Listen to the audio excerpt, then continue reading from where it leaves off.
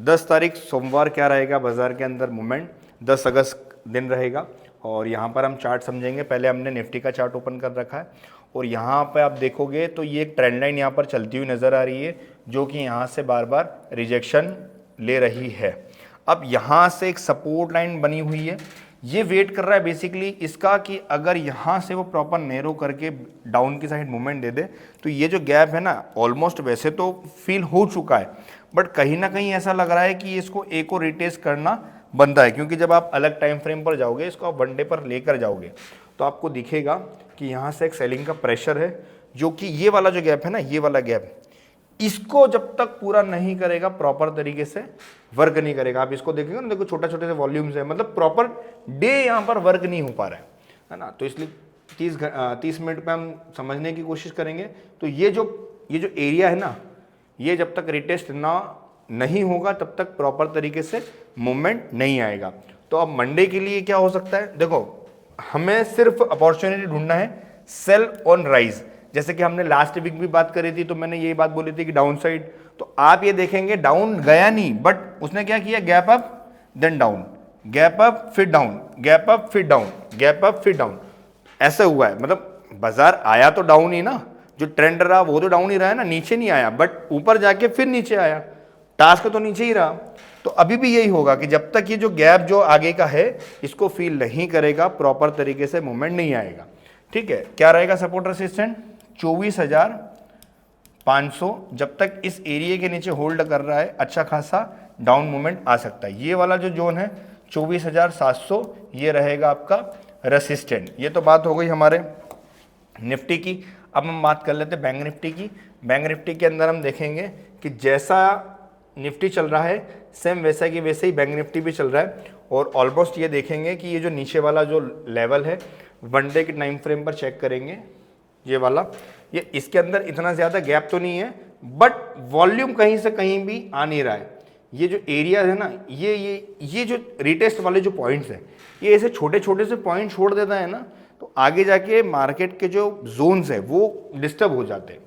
ठीक है, अभी 30 मिनट पे वापस मैं शिफ्ट करता हूँ और इसको आप ध्यान से देखेंगे तो आपको बार बार दिखेगा कि चलो ऊपर अगर जा भी रहा है तो वापस से डाउन आ जाता है, ऊपर जा भी रहा है तो वापस डाउन आ रहा है। देख रहे हो ना, बार बार डाउन आ रहा है।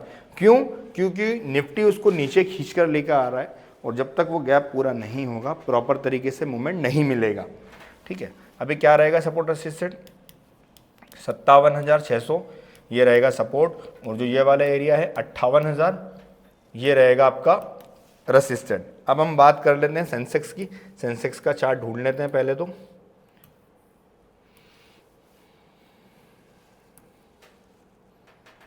ये सेंसेक्स का चार्ट, सेम उसके अंदर भी सेम चीज़ें हो रही है।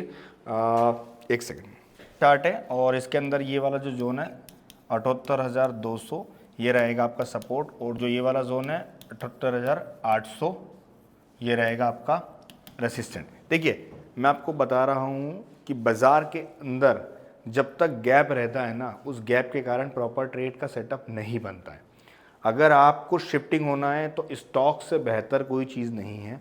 कैश फ्यूचर, जैसे कि पहला पॉइंट आता है, कैश पे आप काम कर सकते हो, है ना, आप फ्यूचर पे काम कर सकते हो, या फिर आप MCX सेक्टर पे काम कर सकते हो। कैश में आपको 5x का मार्जिन मिलता है या फिर 4x का मार्जिन मिलता है।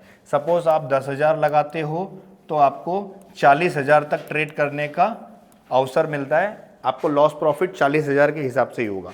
सेम फ्यूचर पे, फ्यूचर में 1 लाख से लेकर 2 से 2.5 लाख तक का अमाउंट लगता है। अब 2.5 लाख का अमाउंट लग रहा है तो आपको लॉस प्रॉफिट भी 2.5 लाख के हिसाब से होगा। आशा है कि आपको मार्केट का ट्रेंड समझ में आया होगा।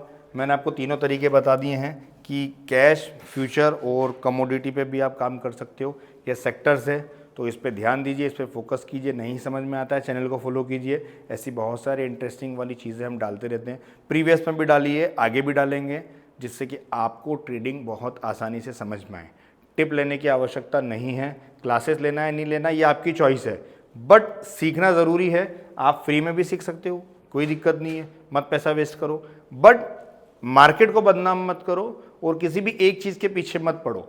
अगर ऐसा लग रहा है कि आपको ऑप्शन में लॉस हो रहा है तो आप सेगमेंट को बदल कर देखो, अगर एक रास्ते से आप नहीं जा पा रहे हो तो रास्ता चेंज कर दो, बट मंजिल को चेंज मत करो। जय हिंद, जय भारत।